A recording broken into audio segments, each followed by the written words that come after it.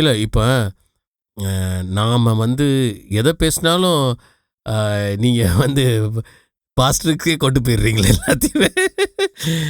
நம்ம எந்த மேட்ரு பேசினாலும் கடைசி நீங்க ஊழியக்காரங்களையே கொண்டு போய் இல்லை இப்போ தாக்குறீங்களேன்னு எனக்கு தோணுது. இல்லை இப்போ ஊழியக்காரங்களை நான் தாக்குறேன்னான்னு எனக்கு தெரியலைங்க. மக்கள் ஏன் இப்படி இருக்கிறாங்க அப்படின்னு பார்க்கும்போது அவங்க போதனைகள் இப்படி தான் வந்திருக்கு. அதனால தான் ஊழியக்காரங்களை பற்றி பேச வேண்டியதாக இருக்கா? இல்லை, நம்ம இப்போ ப்ரேயர் பற்றி பேசி இருந்தோம்.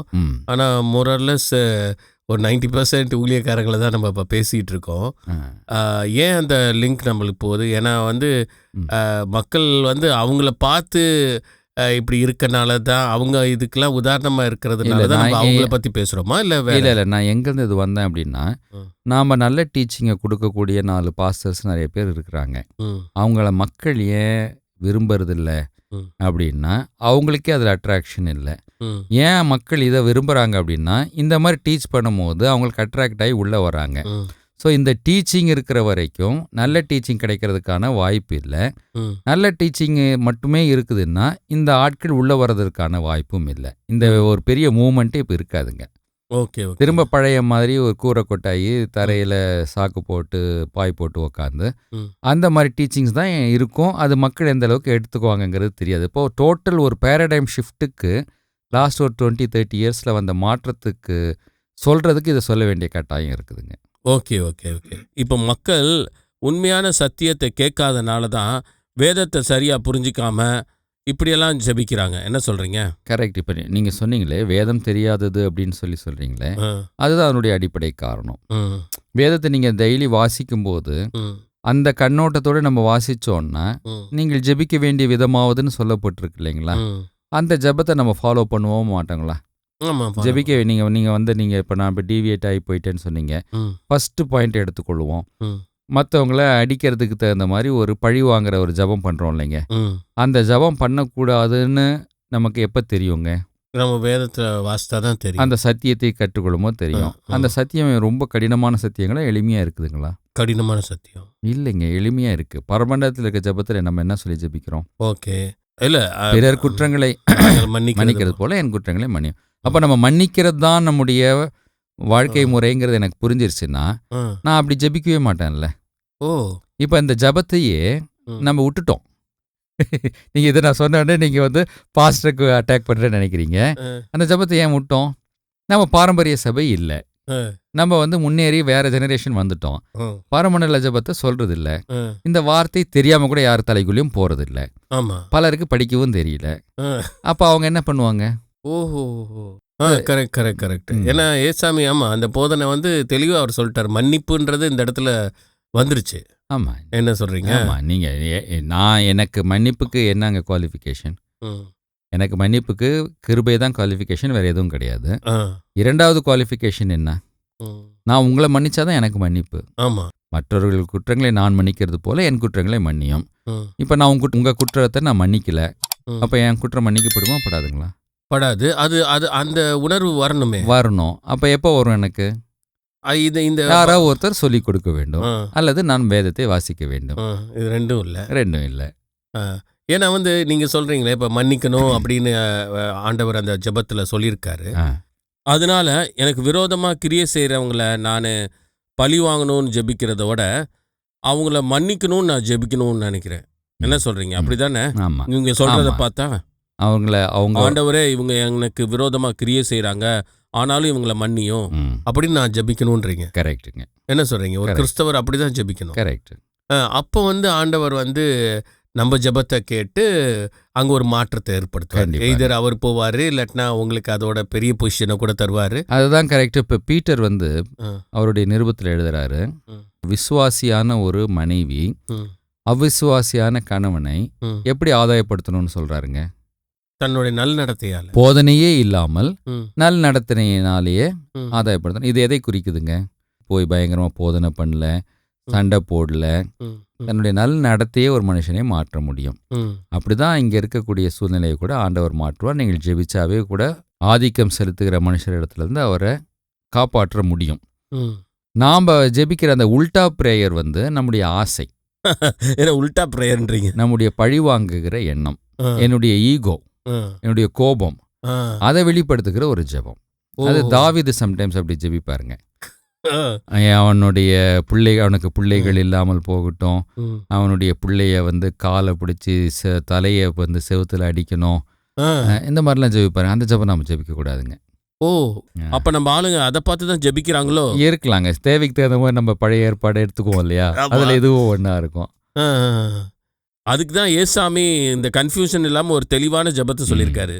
ஆனால் என்ன ரொம்ப வருத்தம்னா, இப்போ இருக்கிற புதிதாக இயேசுவை ஏற்றுக்கொண்டவங்களுக்கு இந்த பரமண்டல ஜெபமே வந்து தெரியாமல் இருக்கு. கண்டிப்பாக எனக்கு கூட 3 தான் தெரியும், 4வது கூட ஒரு 5 இது கரெக்டாக சொல்லுவேன். அது ஆர்டர் தெரியாது.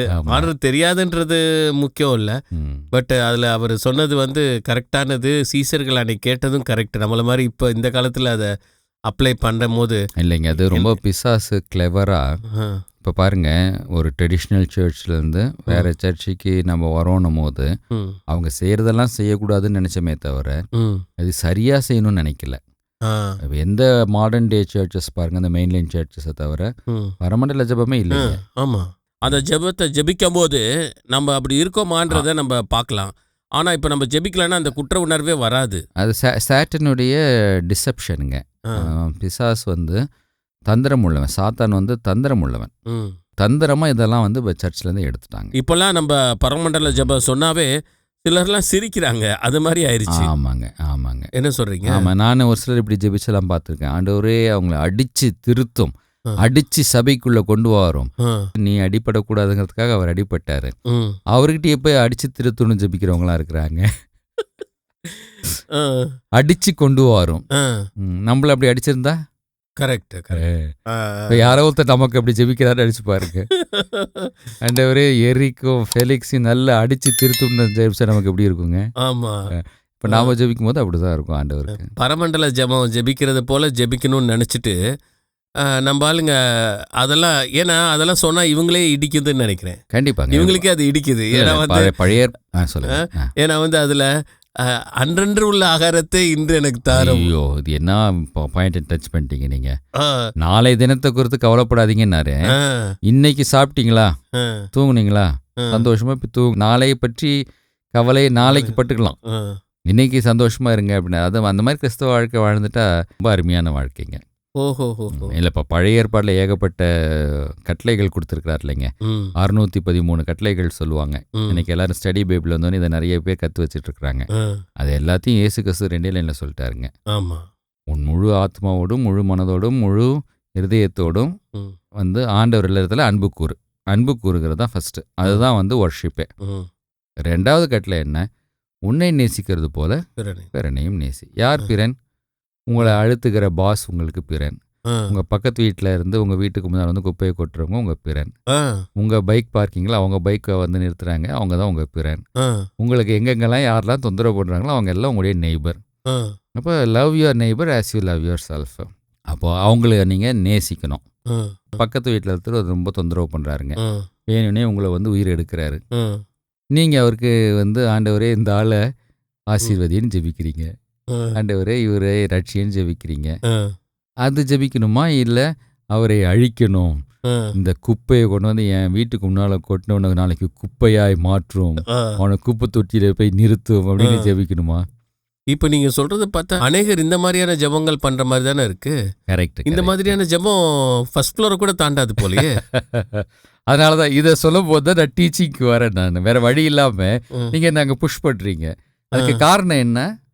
The kind of teachings that we listen to. ஓஹோ, ஸோ அப்படி தான் நம்ம வந்து பாஸ்டர்ஸு அதை பற்றி பேசுகிறதுக்காக முற்படுறோம். இல்லை, ஆமாம், அவங்களுக்கு தெரியாமல் செய்கிறாங்க இல்லைங்களா. இப்போ இது தெரியல. இப்போ 90% ஆஃப் பீப்புள் பைபிளை படிக்கிறது இல்லைங்க.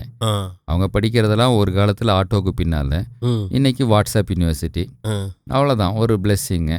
இதில் வேற நிறைய பேர் வெற்றி நாள் இதுன்னு காலையில் ஒரு நிமிஷம் ஒரு வசனம் போடுறாங்க, அதை கேட்குறதோட சரி. இன்றைய வாக்கு தத்துவம், இன்றைய தியான வசனம்னு 100 கணக்கில் போடுறாங்க, அதை கேட்கறதோட சரி. அவருடைய கான்டெக்ஸ்ட் என்னன்னு யாருக்கும் தெரியாதுங்க. ஓ, இதுவும் வசனம் தானே அப்படின்னு நினச்சிட்டு போகிறாங்க. கரெக்டு தான். அதை நம்ம ஏற்கனவே ஒரு தடவை பேசியிருக்கோம். ஒரு கதையை நீங்கள் ஃபுல்லாக படிச்சுட்டு அங்கங்கே ஒரு உதாரணத்தை எடுத்தீங்கன்னா கரெக்டு. உதாரணம் தான் முழு கதையும் நினச்சிங்கன்னா தப்புங்க. ஓகே. அப்போ நம்ம ஜெபிக்கிறதுக்கு ஒரு ப்ராப்பர் அண்டர்ஸ்டாண்டிங் நம்மளுக்கு வேணும். கரெக்டுங்க. சும்மா எல்லாத்துக்காகவும் ஜெபிச்சுட்டு ஏன்னா நானும் ஜெபிக்கிறேன் அப்படின்னு கண்ட மாதிரி ஜெபிக்கக்கூடாது. கரெக்ட். ஏன்னா அது அங்கீகரிக்கப்படாது. அதனால நாமும் வந்து வளர மாட்டோம். தப்பான காரியங்களை நம்ம வந்து இன்னும் வளர்த்துக்கிட்டே இருப்போம் நமக்குள்ள. அது இன்னொரு விஷயம். இப்போ இப்படி ஜெபிக்கிற நிறைய பேர் சாட்சி சொல்றதையும் கேள்விப்பட்டிருப்பீங்க. நான் இப்படி ஜெபிச்சா ஆண்டவர் எனக்கு செஞ்சார் அப்படின்ட்டு. ஆண்டவரும் அறியாமையில ஜெபிக்கிறாங்கன்றதுனால தான் சில விஷயங்களை அவர் பொருட்படுத்துறது இல்லைங்க. அவங்க அறிந்து கொள்ள வேண்டும் என்று அவர் விரும்புகிறார். அப்போ என்ன ஆகும், அவங்களுடைய வாழ்க்கையே மற்றவர்களுக்கு சாட்சியாக இருக்கும். ஓகே. அப்போ அந்த வளர்ச்சிக்கு நேராக வழிநடத்த வேண்டியது தான் இன்றைக்கு இருக்கிற நம்ம எல்லா ஊழியர்களுடைய பொறுப்புங்க. இந்த உரையாடலின் தொடர்ச்சியை கேட்க தவறாதீர்கள்.